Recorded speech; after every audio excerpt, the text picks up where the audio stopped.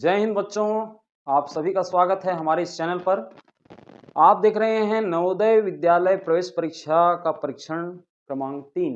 इसके पहले 1-2 हमने अपलोड कर दिया है, जाकर के उसको देख लीजिए। हर एक परीक्षण को अटेंड करना बहुत जरूरी है। इसके लिए आपको चैनल को सब्सक्राइब करना पड़ेगा ताकि नेक्स्ट आपको परीक्षण की जब नोटिफिकेशन आए तो आपको मिल जाए। ठीक है, चलिए शुरू करते हैं।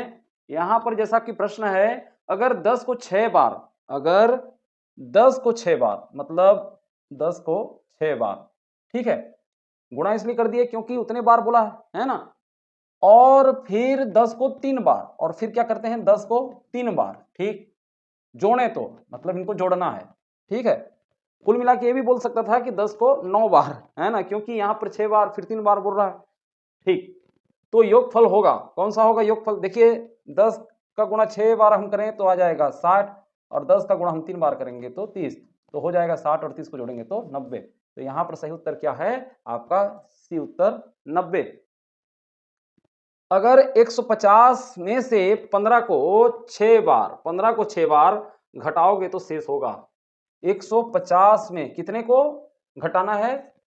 15 को 6 बार, मतलब 15 गुणित 6 को घटाना है तो क्या होगा, क्या शेषफल बचेगा? तो सबसे पहले हम गुणा कर लेते हैं। 15 को 6 बार कहने का मतलब ये है कि 15 छिक्का हो जाएगा 90। तो 150 में आप 90 को घटा देंगे तो क्या हो जाएगा? देखिए इकाई में इकाई घटाए तो शून्य आ गया, फिर 15 में 9 घटा देंगे तो आपका उत्तर आ जाएगा, 15 में 9 घटाएंगे तो 6। ठीक है, तो इसका सही उत्तर क्या है? A option 60। ठीक, यहां पर है 40 भागित 40 भागित क्या है आपका? यह है 0.50, 0.50 का मान होगा। ठीक है, तो यहां पर इस दशमलव को हम एक पूर्णांक पूर्ण संख्या बना लेते हैं। दशमलव संख्या उसको पूर्ण, उसके लिए आपको करना क्या पड़ेगा कि इसमें यदि हम 10 का गुणा कर देंगे ना तो ये हो जाएगा 5। ठीक है, तो इधर जैसे 10 का गुणा किए हैं तो इधर भी करना पड़ेगा 10 का गुणा। तो हम इसके रूप को किस तरह से चेंज कर सकते हैं? 40 को हम 4 से लिख दें और 0.5 को हम 10 का गुणा करेंगे तो 5 लिख सकते हैं। ठीक है, ये इस प्रकार से आप लोगों को ताकि समझ में आए, ये इसलिए कर रहा हूं। ठीक है, दोनों पक्षों में 40 में भी 10 का गुणा किया और 0.5 में भी 10 का गुणा किया। ठीक है, ऐसा हम कर सकते हैं। तो हम ये इस प्रकार से लिख सकते हैं। फिर होता क्या है कि 5 एकम 5, 5 अट्ठे 40 और 5 शून्य शून्य। ये देखिए, माने 400 को 5 में हम भाग दें तो उत्तर आ जाएगा 80। तो कौन सा इसका उत्तर सही होगा? यहाँ पर सी इसका उत्तर जो है सही है, 80। ठीक, अगला जैसा कि प्रश्न है कि एक वर्ग का परिमाप 80 वर्ग मीटर है। ठीक है, एक वर्ग का परिमाप कितना है? 80 वर्ग मीटर है, मतलब इसके चारों ओर की जो नाप है, चारों भुजाओं का नाप वो कितना है? 80 वर्ग मीटर। यहाँ पर 80 वर्ग मीटर बोल दिया है।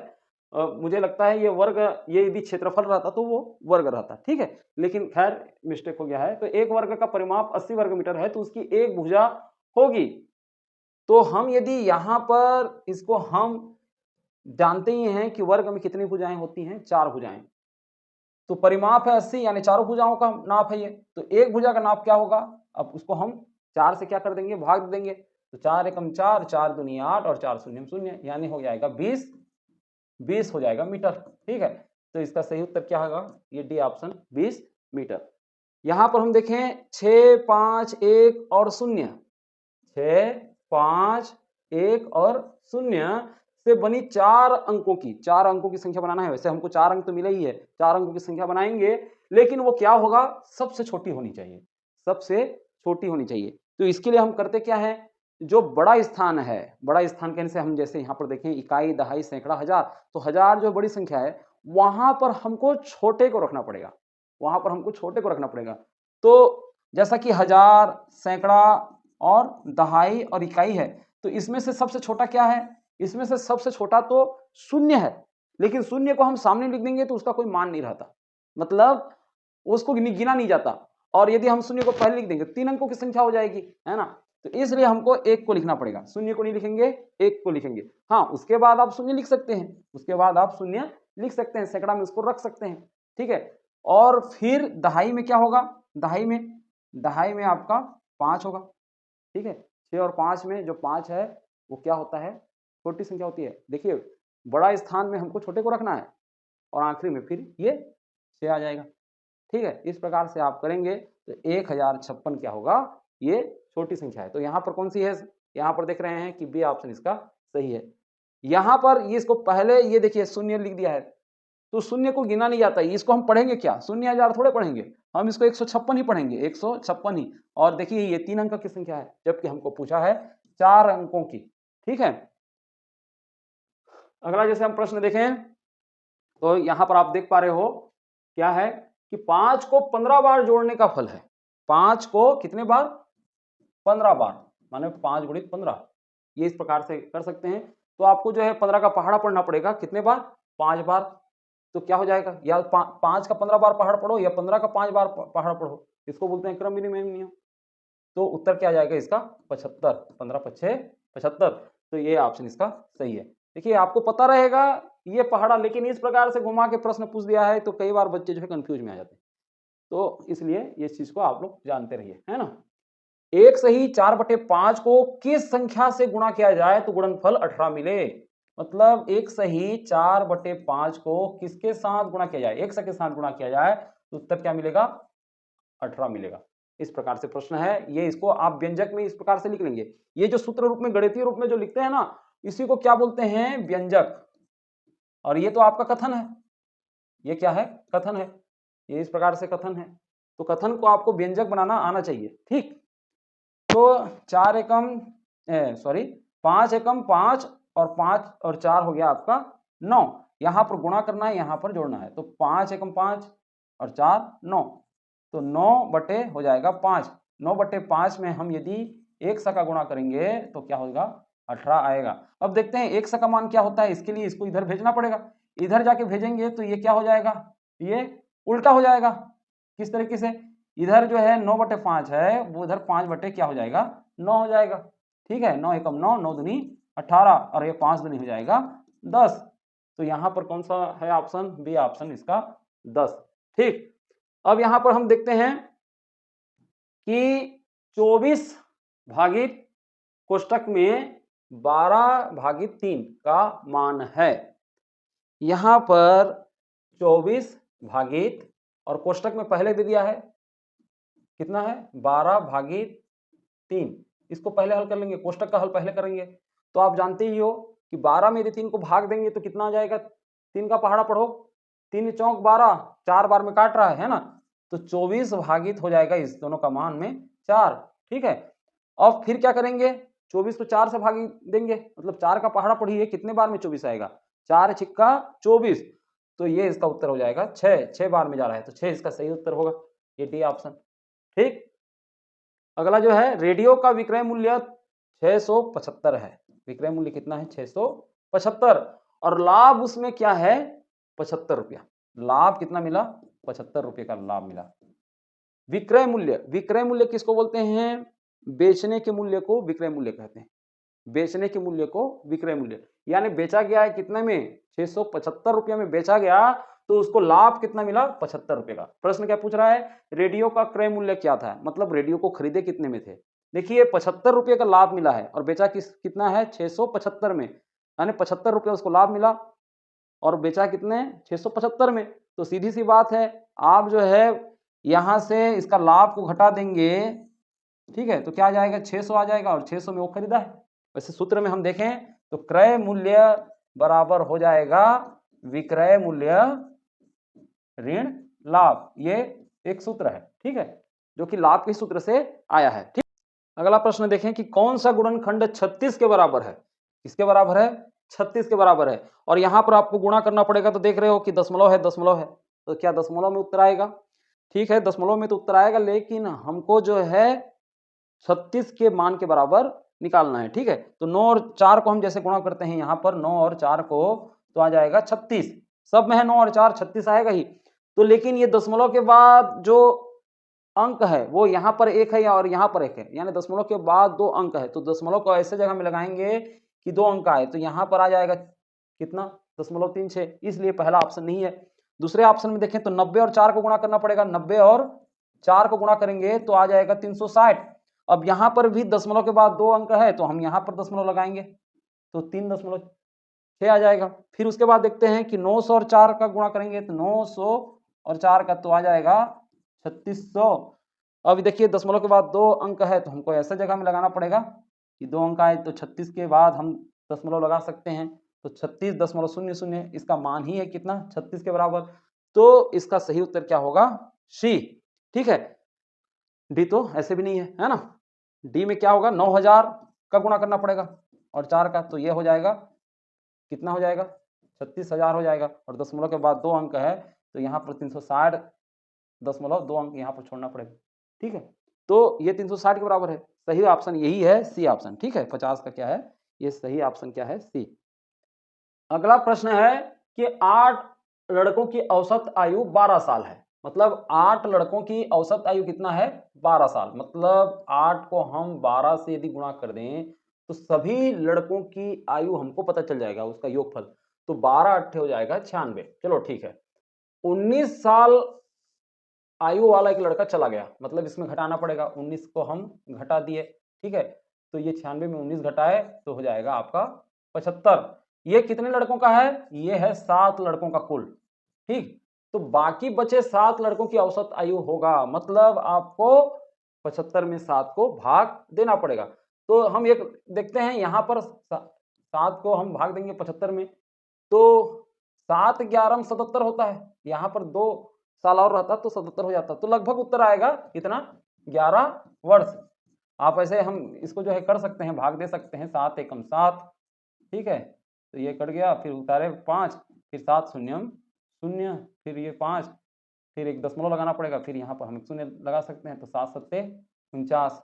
ये देखिए ये इस प्रकार से 10.7 आया है। इसको हम लगभग हम 11 वर्ष मान सकते हैं। तो ये बी ऑप्शन क्या है 11 साल ये इनकी औसत आयु है।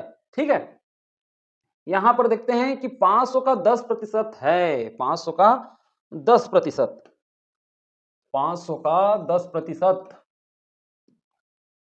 500 का 10%, 10/100। 10% को हम 10/100 के रूप में लिख सकते हैं। ये कट गया ये कट गया ये कट गया ये कट गया है ना। 5 दहम 50 क्या है उसका उत्तर 50।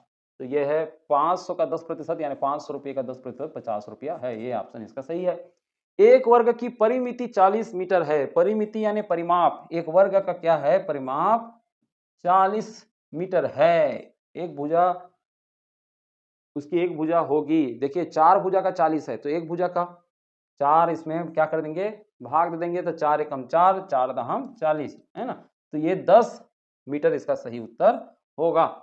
कौन सी संख्या 11,000 धन 4 सैकड़ा धन 5 दहाई है। 11,000 ठीक है 4 सैकड़ा यानी 400 5 दहाई यानी 50।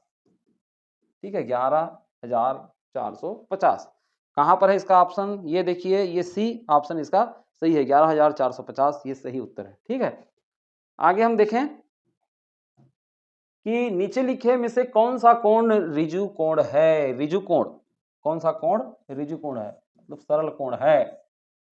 तो सरल कोण कहने का मतलब ये इस प्रकार से सीधा कोण और ये बनता है मान लो यहाँ पर एक बिंदी हम दे दें तो ये इस प्रकार से 180 अंश। इसका सही उत्तर होगा डी 180 अंश। ठीक है, आगे हम देखें यदि हम 81,900 को 900 से भाग दे दें तो भागफल होगा। 81,900 को किससे भाग दे दें 900 से। ठीक, तो क्या उत्तर होगा क्या भागफल आएगा। इधर का शून्य इधर का शून्य इधर का शून्य इधर का शून्य। अंश और हर के इकाई में ये पीछे तरफ जो भी रहता है ना उसको शून्य को हम काट सकते हैं। ठीक है, अब यहाँ पर देखिए 9 एकम 9 9 निया 81 और 9 एकम 9 91 यहाँ पर है इसका उत्तर। जी हाँ बी उत्तर इसका सही है। ठीक ठीक है, 3/7 में क्या जोड़ा जाए कि 5/8 हो जाए। 3/7 में क्या जोड़ा जाए मान लो 1 से जोड़ा जाए। ठीक है, तो क्या हो जाएगा वो 5/8 हो जाए ऐसा प्रश्न है। ये व्यंजक के रूप में हमने इसको रख लिया। फिर हम इसको हल करेंगे, 1 से को इधर रखने देते हैं, इसको इधर पक्षांतर कर देते हैं, तो इधर जो जोड़ है उधर जा करके घटाना हो जाएगा। तो 5/8 ऋण 3/7। अब देखिए दोनों का हमको क्या करना पड़ेगा, लघुत्तम निकालना पड़ेगा, ठीक है। वैसे हम इसको जो है गुणा कर सकते हैं इसके साथ 8 गुणित 7 का, और 7 और 5 को हम गुणा कर दें, ठीक है, ऋण का ऋण 3 और 8 को गुणा कर दें, ये इस प्रकार से आप कर सकते हैं, ठीक है। अब करेंगे क्या, इसको हल करेंगे, 7 अट्ठे 56 और ये हो जाएगा 5 सत्ते 35 ऋण 8 तिया 24, ठीक।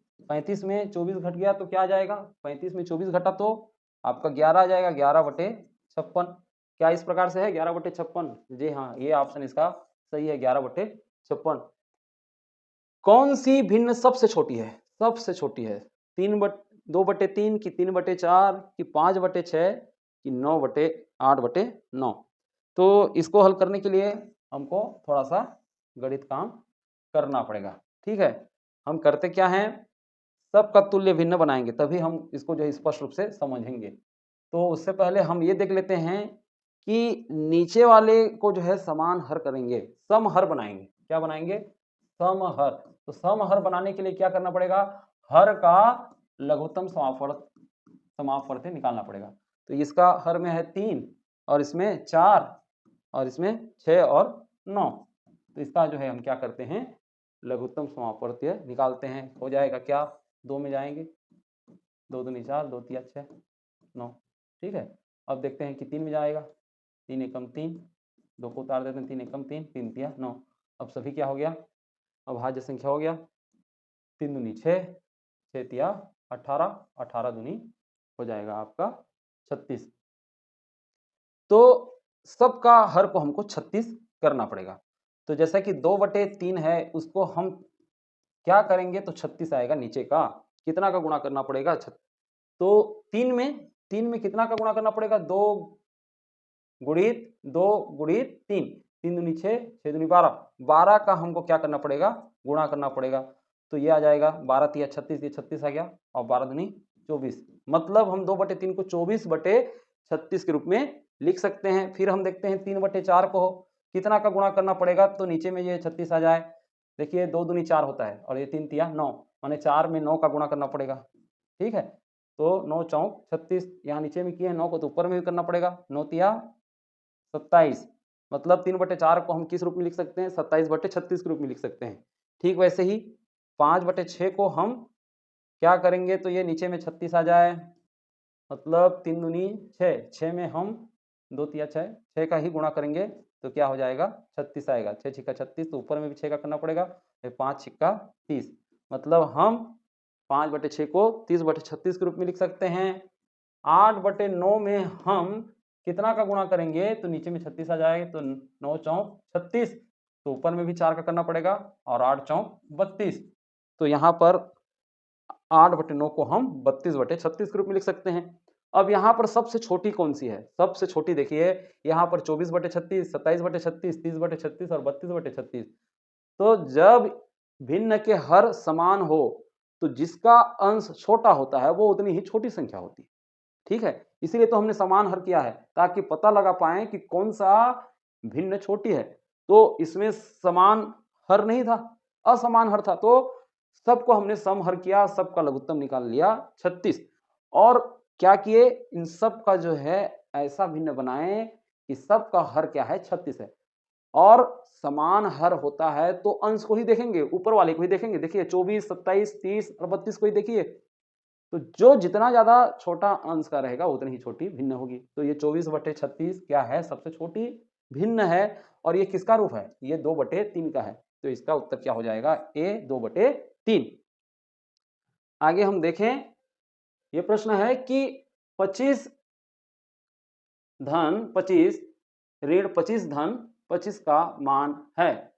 यहां पर हम देखें तो 25 धन 25 ऋण 25 धन 25 का मान है। तो यहां हम 25 धन 25 ऋण 25 धन 25, इसमें समान जो चिन्ह है उनको जोड़ देते हैं। तो यहाँ पर ये भी धनात्मक है, ये भी धनात्मक है, ये भी धनात्मक है। माने 25 25 50 और 25 75 और 75 में ऋण 25 को हम घटा देंगे तो 75 में 25 घट गया तो उत्तर आ जाएगा 50। तो इसमें सही उत्तर क्या है? सी 50। ठीक है। 4/7 भागित 2/21 का मान है। 4/7 भागित 2/21 का मान है। तो क्या करते हैं, जब भाग रहता है ना तो क्या किया जाता है, क्या ये इस प्रकार से जाता है कि 4/7 तो लिखेंगे, भागित को हम गुणा लिखेंगे। जैसे ही इसको गुणा करेंगे तो 21 बटे ये 2 हो जाएगा। 2/21 क्या हो जाएगा? 21/2 हो जाएगा। अंश हर बन जाएगा, अंश हर बन जाएगा और हर अंश बन जाएगा। क्यों ऐसा बन गया? क्योंकि भागित को हमने किया है गुणा। ठीक, 2 एकम 2, 2 दूनी 4, 7 एकम 7, 7 तिया 21। मतलब यहाँ 2 है और इधर 3 है तो 2 तिया हो जाएगा 6। तो 6 उत्तर कहाँ है? ये डी ऑप्शन इसका 6 उत्तर है। तो ये इस प्रकार से आपके परीक्षण का सभी प्रश्न कंप्लीट होता है। तो आशा है आप लोगों को समझ में आया होगा। ठीक है। इसी तरीके से और भी हमारे परीक्षण को आप जुड़े रहना चाहते हैं तो चैनल को सब्सक्राइब कर लीजिए। कैसा लगा आप लोगों को वीडियो? आप जरूर कमेंट करके हमें लिख भेजिए। हम मिलते हैं नए परीक्षण में।